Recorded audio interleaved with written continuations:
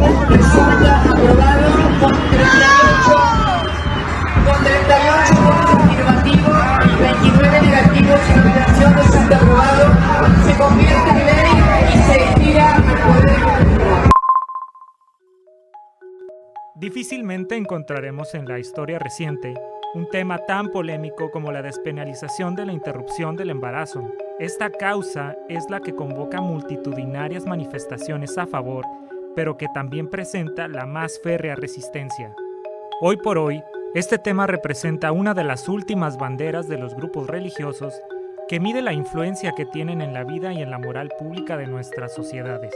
¿Por qué la jerarquía católica y la mayoría de los grupos religiosos son quienes se oponen tan obsesivamente a los derechos sexuales y reproductivos de las mujeres? Debemos partir de que las religiones están estrechamente vinculadas con las tradiciones y costumbres que distinguen a la cultura de las naciones. Son sistemas de creencias y rituales específicos que intentan explicar y darle sentido a los fenómenos que acontecen en la realidad. Las iglesias reglamentan la relación entre lo sagrado y la comunidad de creyentes. Son los líderes de estas comunidades quienes guían e interpretan lo que consideran la literatura sagrada, que es la base de la religión. Se determina así lo que es digno de veneración, los valores morales, las prácticas y las conductas que las personas deben seguir, y así como dicen lo que es sagrado, también definen lo que es profano o lo que está prohibido. Los sistemas de creencias han pasado de generación en generación, influyen en el comportamiento de las personas porque éstas se mueven dentro de los límites que impone la creencia. Entonces se convierten en costumbres y las costumbres hacen leyes. Como vemos, la postura de la Iglesia en este caso viene siendo cada vez más flexible. En estos tiempos es más común que la Iglesia declare nulidad de matrimonios. Recientemente lo hizo con Marta Sahagún de Fox y Angélica Rivera para que se pudieran volver a casar ante la Iglesia y ser primeras damas. Las relaciones entre personas, las relaciones matrimoniales, la sexualidad y la reproducción son aspectos de la vida que las religiones intentan regular. A través de las creencias religiosas se determina la función social de los hombres y de las mujeres. Cabe resaltar que las grandes religiones han atribuido la maternidad como la principal función social de las mujeres, un rol sumiso frente a una supuesta superioridad moral y física del hombre. Los hombres son los responsables de administrar los asuntos de la mujer, dice el Corán, pero también la Biblia tiene una larga colección de pasajes que le atribuye al hombre administrar los asuntos de la mujer. Desde los relatos del Génesis, la mujer se crea a partir del hombre y se le otorga el rol de acompañante. Se le describe como proclive a la tentación. Por ello no sorprende que a las mujeres se les relegue en las ceremonias religiosas y su participación siempre sea acotada. En el cristianismo, el ejercicio de la sexualidad es condenada a menos que sea con fines reproductivos. Actos como la lujuria y el adulterio son pecado. Es por ello que la virginidad es tan importante. Es sinónimo de máxima pureza y fecundidad. El sexo es impuro. De hecho, según el relato, Dios engendra en María la Virgen, es decir, sin sexo de por medio. Así el Dios, el dador de vida, se hace hombre. Este es solo un ejemplo de cómo la sexualidad es estigmatizada, siendo aún más grave si se da fuera del matrimonio. Por ejemplo, en el Evangelio de Juan, Jesús le salva la vida a una mujer supuestamente sorprendida en adulterio, cuya pena era la lapidación, es decir, ser apedreada hasta morir. Este tipo de condena aún permanece en algunos lugares como Somalia, Nigeria e Irán, que están bajo las leyes islámicas. Analicemos. El acto sexual produce placer. El placer es todo lo contrario al sufrimiento, que desde la visión tradicional católica es una vía de purificación. El dolor, el sacrificio y el sufrimiento son formas de purificación, gratitud o de pagar por los pecados cometidos. De ahí surge el concepto de penitencia, y de esa creencia provienen prácticas realizadas por algunos creyentes como la autoflagelación. En la Santa Inquisición, las penas también buscaban infligir dolor para purificar el alma pecadora. Desde ese punto de vista, el ejercicio y goce de la sexualidad de forma libre y por placer es un acto pecaminoso, peor cuando se está fuera del matrimonio y más aún si se es mujer. Un embarazo no deseado delata haber cometido actos sexuales únicamente por placer, que en las sociedades cristianas, si se producen fuera del matrimonio, se percibe como una situación todavía más deshonrosa. Que se utilice como insulto la palabra bastardo para denigrar y señalar a alguien que nació como producto de un acto sexual ilegítimo es un ejemplo de ello. Interrumpir un embarazo es desafiar a la voluntad de Dios en algo tan sagrado como la vida, una vida que se encarna a través de su madre. En esta serie de ideas se fundamenta la aversión al hecho de que una mujer decida sobre su propio cuerpo, que en teoría debería ser administrado por el hombre, y que además manifiesta una renuncia flagrante a su principal función social. Es por esto último que las mujeres que deciden no ser madres perciben una gran presión social para hacerlo. La interrupción del embarazo es sumamente reprobada por todas estas circunstancias y creencias. Sin embargo, el verdadero centro del debate en realidad se centra en la autonomía de las mujeres por decidir sobre su propio cuerpo, un cuerpo que desde la creencia religiosa su principal propósito es procrear. Por ello, cabe aferrarse a que desde la concepción se le pueda denominar vida, aunque con esa creencia simplemente se exhibe que se antepone la vida del producto por encima del de la madre. La visión que tiene la Iglesia sobre la interrupción del embarazo ha cambiado a lo largo del tiempo. Teólogos, filósofos y jerarcas de la Iglesia, desde los primeros siglos de su existencia, debatieron el tema. Ya desde ese tiempo había una condena debido a la creencia de que era un mecanismo para ocultar el pecado de la fornicación y el adulterio. San Agustín, para el siglo IV de nuestra era, desaprobaba esta práctica por los mismos motivos. Por ser consecuencia de la lujuria, este enfoque predominó en la Iglesia por algunos siglos y básicamente considera la interrupción del embarazo un pecado serio pero no un homicidio, debido a que aún se ponía en duda cuál era el momento en que el alma se unía al feto y se le puede denominar como una vida humana. Cambios posteriores en la visión de la Iglesia Católica sobre el tema incluyeron considerársele homicidio solo después de 40 días desde la concepción. Santo Tomás de Aquino en el siglo XIII también condena la interrupción del embarazo por ser un pecado contra el matrimonio, aunque vuelve a poner en duda que este sea un homicidio por no tener certeza sobre el momento en que se une el alma al cuerpo. Es hasta 1588 cuando el Papa Sixto V declara el aborto como homicidio, no importando en qué momento del embarazo se lleve a cabo. Esta posición se reafirma en 1869 por el Papa Pío IX, cuando se declara la interrupción del embarazo como un homicidio, cuya pena es la excomunión. Esto fue apenas 6 años antes de que los estudios científicos concluyeran por primera vez en la historia que la unión de un esperma y un óvulo da origen a la vida humana. A partir de este punto, la posición de la Iglesia se torna cada vez más estricta en este tema. En 1917, amenaza con la excomunión a toda persona que participe en un aborto como médicos y enfermeras. En 1965, como resultado del Concilio Vaticano II, se declara el infanticidio como un crimen y poco después se comienza la movilización para defender la vida a la que se adhieren otros grupos religiosos cristianos fundamentalistas.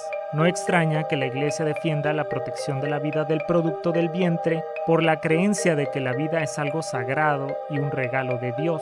Lo que sorprende es que ahora se hace utilizando argumentos supuestamente basados en la ciencia y el derecho para dotarlos de mayor relevancia y credibilidad. Por otro lado, la religión también pone límites a otras prácticas que desde su punto de vista atentan contra el ciclo natural de la vida, como la eutanasia. También impone límites a la propia ciencia. Los grupos religiosos han cuestionado la inseminación asistida, la clonación, la modificación genética e incluso la anticoncepción. Esta última, aunque ya existe mucha aceptación al respecto, sigue siendo un tema espinoso frente a una iglesia que observa todavía en la recomendación de los métodos anticonceptivos para la planificación familiar la promoción del sexo por placer, lo cual es un acto inmoral según sus doctrinas. Tiene particular impacto global la visión de la Iglesia y de países islámicos porque se tratan de estados independientes con voz y voto en las decisiones políticas mundiales que derivan en acciones conjuntas y concretas. Estos posicionamientos tienen un eco muy grande. inspiran a un gran número de devotos a lo largo y ancho del mundo, muchos de ellos en posiciones de poder y que inciden en el diseño y aplicación de políticas públicas. Casos escandalosos donde se les niega a menores y víctimas de violación su decisión de interrumpir el embarazo, en su momento han sido muy mediáticos, pero han sido clave para que el tema se discuta y también han sido determinantes para impulsar la agenda en favor de la autonomía de las mujeres sobre su propio cuerpo. En el año 2007, cuando se propuso el derecho de las mujeres a decidir sobre su cuerpo en la Ciudad de México, se dio un agitado debate público y éramos testigos de la influencia de la Iglesia en todos los sectores de la sociedad que se oponían. En esta cultura que se autonombra plural y tolerante, la vida humana, en cualquiera de sus etapas, siempre deberá ser, entre los derechos humanos, el derecho fundamental y esencial en cualquier ámbito, y nunca ser colocado en duda, y mucho menos ser rebajado a encuestas o referéndum que bien sabemos pueden ser manipulados por ocultos intereses, y además porque someter los derechos fundamentales del ser humano al criterio de los gobernantes es implantar la peor de las dictaduras. Al final, la legislación pasó, siendo la capital de México el primer estado en el país donde se permitía la interrupción del embarazo antes de las 12 semanas de gestación.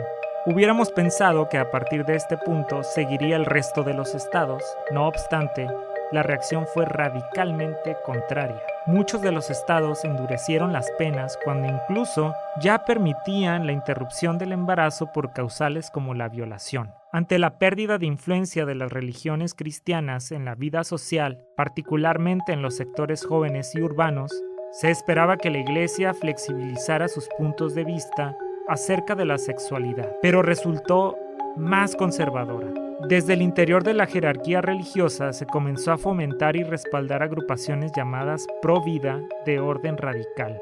A partir de ahí, los grupos religiosos conservadores comenzaron una intensa movilización para presionar a medios de comunicación y políticos de todas las filiaciones ideológicas con el objetivo de evitar que un tema como el derecho a decidir pasara, pero particularmente hallaron espacio en partidos de derecha e igualmente conservadores, quienes hasta ahora se ven amenazados de perder apoyo de un gran número de cristianos si osan pronunciarse en favor de este tema, u otros como el matrimonio entre personas del mismo sexo y la eutanasia. No obstante, al menos en el caso de la Ciudad de México, en el estado de Oaxaca, en Hidalgo, en Argentina, prevalecieron las posturas en favor de la autonomía de las mujeres.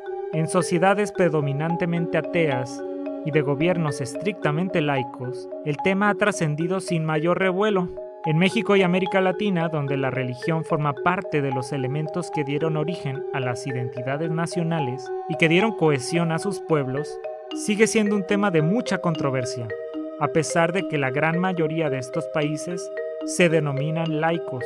Será todavía más complejo en sociedades como la paraguaya, donde la Constitución le otorga una personalidad especial a la Iglesia Católica, Costa Rica, cuya Constitución decreta que el catolicismo es la religión oficial, o Nicaragua y El Salvador, donde la interrupción del embarazo está totalmente prohibida.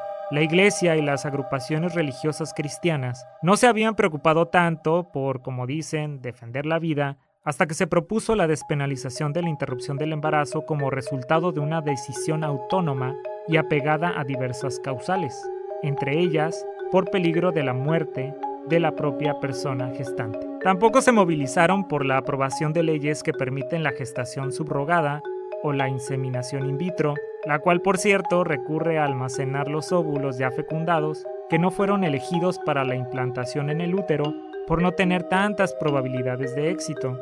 Todo parece indicar que lo que más irrita a los religiosos es darle mayor autonomía a las mujeres en el ejercicio de sus derechos sexuales y reproductivos. Parece inminente que tarde o temprano se estará aprobando la despenalización del embarazo y demás propuestas progresistas en más estados de México y América Latina. Para ello también se están preparando las agrupaciones religiosas con el fin de contrarrestar aquello que no se ajuste a la moral cristiana. Como reacción, veremos que se empezará a proponer la objeción de conciencia o el PIN parental. No me malinterpreten, Las religiones son parte de nuestra historia y de nuestras tradiciones. Generan complejos sistemas sociales que nos han ayudado a evolucionar estimulando la unidad social y el sentido de comunidad. Desafortunadamente, al discutir estos temas se tiende a defender creencias y no argumentos. En ocasiones ni siquiera se puede entablar un debate serio por ser un tema tabú, lleno de miedos alimentados por teorías conspiranoicas o prejuicios contra un enemigo abstracto como el feminismo, el comunismo o la ideología de género. En el mejor de los casos, utilizando facciosamente la evidencia científica para fortalecer sus propias opiniones ya formadas.